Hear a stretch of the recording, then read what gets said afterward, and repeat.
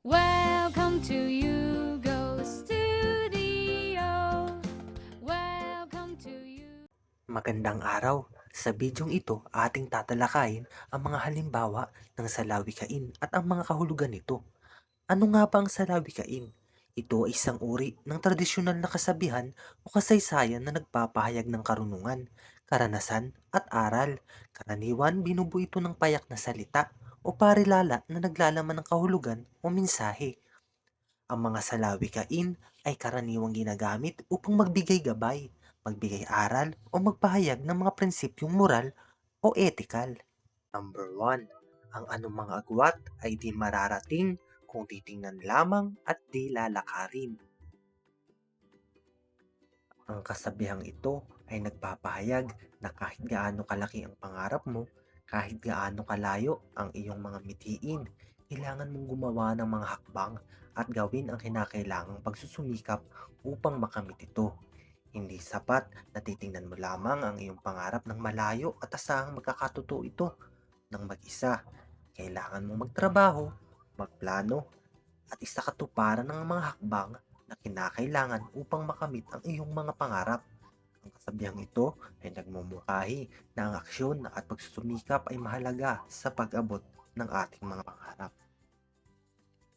Number 2. Ang pagsasalita'y ginto, ang pananahimik ay pilak. Ang bahaging pagsasalita ay ginto ay nangangahulugan na ang pagsasalita o pagsasalita ng mabuti ay katumbas ng ginto. Ito ay nagpapahayag ng ideya na ang pagsasalita natin ay may malalim na epekto sa ibang tao. Kapag tayo nagsasalita ng may kahinahunan, respeto at kabutihan, maaari tayong magdulot ng magandang relasyon at mabuting komunikasyon sa iba. Ang pananahimik ay pilak ay nangangahulugan na ang pagiging tahimik o pag-iwas sa mga walang kabuluhan o nakakasakit na salita ay may halaga rin. Sa kabuuan, ang kasabihang ito ay nagpapakita ng wastong komunikasyon ay mayroong dalawang bahagi. Pagkukusa na magsalita ng may kabutihan at pag-iingat sa pagsasalita upang hindi makasakit o magdulot ng hindi magandang epekto. Ito'y paalaala na ang mga salita ay may kapangyarihan at dapat nating gamitin ang kapangyarihang ito ng responsable at may pag-iisip.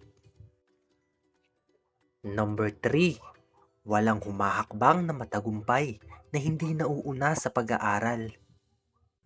Ang kasabihang ito ay nagpapakita ng ideya na ang edukasyon at pag-aaral ay mahalaga sa pag-angat ng tao sa buhay at pagkamit ng kanyang mga layunin.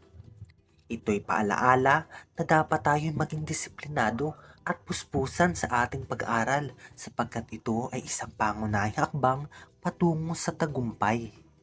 Number 4. Ang sakit ng kalingkingan ay ramdam ng buong katawan.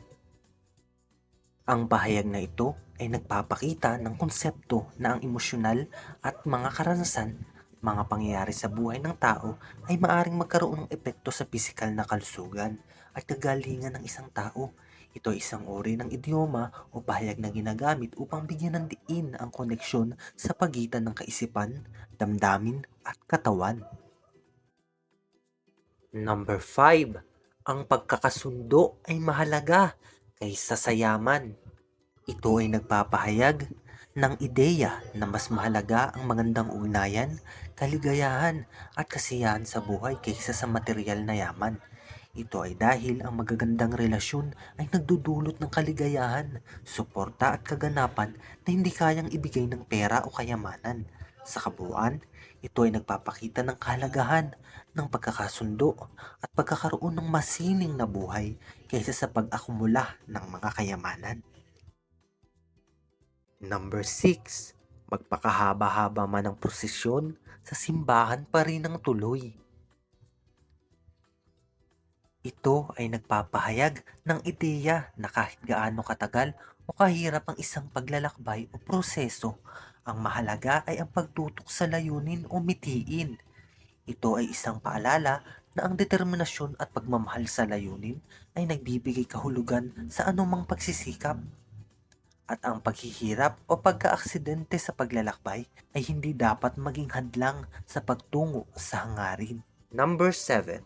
Habang maikli ang kumot, matuto kang mamaluktot. Ito ay nagpapakita ng ideya na kung tayo man ay nakakaranas ng limitasyon, pagkakaroon ng kakulangan, o anumang hadlang sa buhay, ito ay nagbibigay ng pagkakataon na tayo ay magkaroon ng kredibilidad, pagsisikap at pagpupursige. Ito ay isang paalala na dapat tayo ay matuto na maging maliksi at mahanap ang mga paraan upang magtagumpay sa kabila ng mga pagsubok. Number 8. Kung mahulog kay doon sa tayugan, huwag sa mababa ng di katawanan.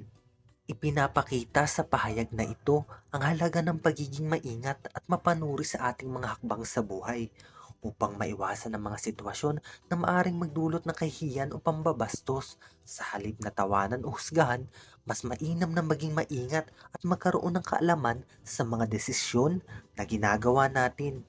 Number 9. May tawang nakagagalak, may tawang nakalilibak. Ang salawikaing ito ay nagpapakita ng kakaibang uri ng mga tawanan. Mayroong tawang nagdudulot ng kasiyahan at positibong emosyon, habang mayroon ding mga tawang nagmumula sa pagiging mapanakit o negatibong damdamin. Ito ay isang paalala na dapat tayo ay magkaroon ng kahusayan sa pagkilala sa uri ng tawanan at sa paraang ito'y nakakaapekto sa mga tao sa paligid natin. Number 10.